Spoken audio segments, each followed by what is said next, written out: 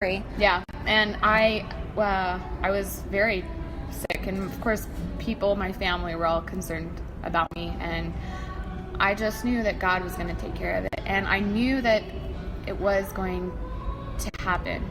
And for people who are going through something like that, it can feel like it's never going to. You feel like there's no way out. Yeah, you feel like there's no way out, but you can. There is a way out, and it is believing that you will be set free from this, no matter how long it may take. You got to believe and have faith that you will be, but you got to take action. Yeah, you got to take action, and did you figure out why? Because I always believe we have to understand why we do what we do. Did you get a little? You don't have to go into it, but did you get clarity on why you have that disorder?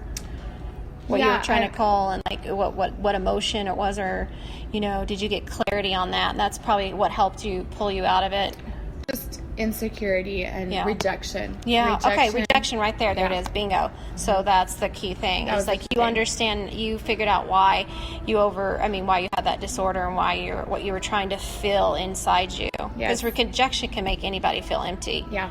And that was it, 100%. So that was my source of comfort, and I 100% believe that was helping me for a long time. But it's not how you're made to be. You're made to be free. We're made to be free. We are made to be set free and be free and have faith. Yeah. How's faith helped you in your business as a day trader? Do you work for a company or do you work from home? I work from home. Are you like a consultant? No, I have a private account. Yeah. And it's do you have to go out and get your own clients? No, I work for myself.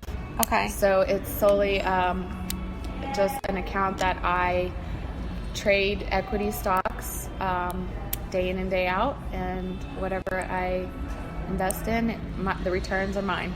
Yeah. So how's the book, before we end this podcast, because I just got goosebumps just hearing you guys' story, seriously, again. So I encouraged both of Ross and Bethany to a book that I read last year called Happy Pocket Full of Money. That is such a great book.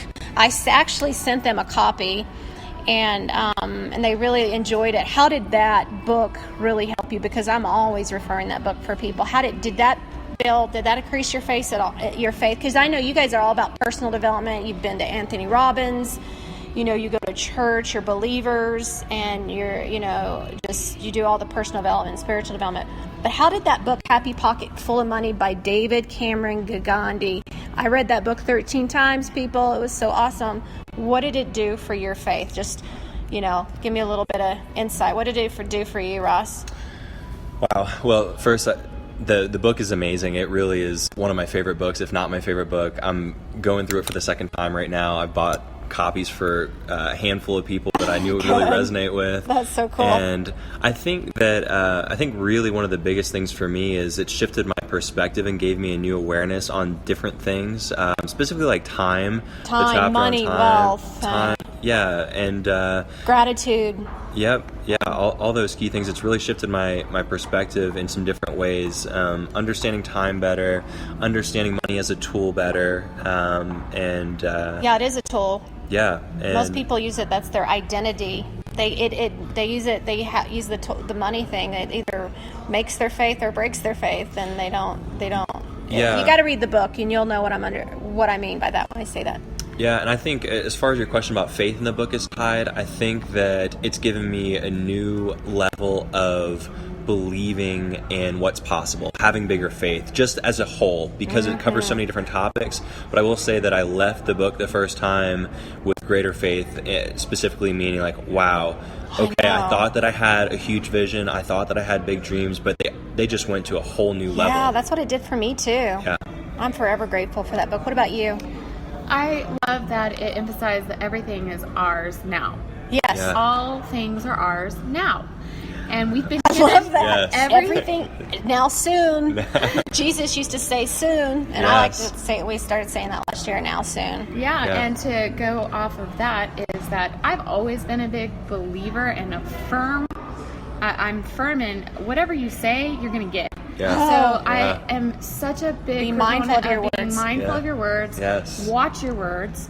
And so conversations. It even gives me a more awareness of what we're saying, even with specific words like want instead of desire, or whatever we're resisting is persisting. And so we don't want to say things that actually encourages resistance, but embracing what it is that we want, because it or what we desire. There I go saying it, but it's becoming more and more aware of those very, very specific words, because whatever we release out of our mouth is going to come back, and we will receive whatever we've been speaking out at some point, because everything is a giving and receiving, a seed and a growth. And so it's all about our words. I like that whole thing that's saying, like, either have a vocabulary of a victim, or have the language of a leader.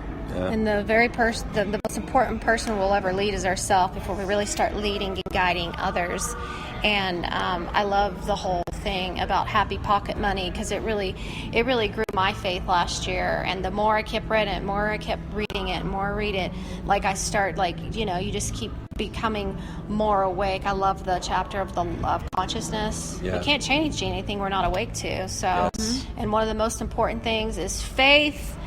And I feel so blessed, Bethany and Ross, and I admire your marriage and your relationship, and I honor both of you for being here and taking this time to talk about faith. And speaking of law of not the law of, but resistance, is we'll have to do a podcast on the law of non-resistance, because that's a pretty powerful thing to apply to our life. But with that being said, I really thank you both. Yes, thank you for having us on. And I can't wait to do another podcast and just build an amazing friendship with you both. And God bless both of you. And I can't wait till you come back to Colorado, because it's beautiful, everybody. Come visit Colorado, work on your faith.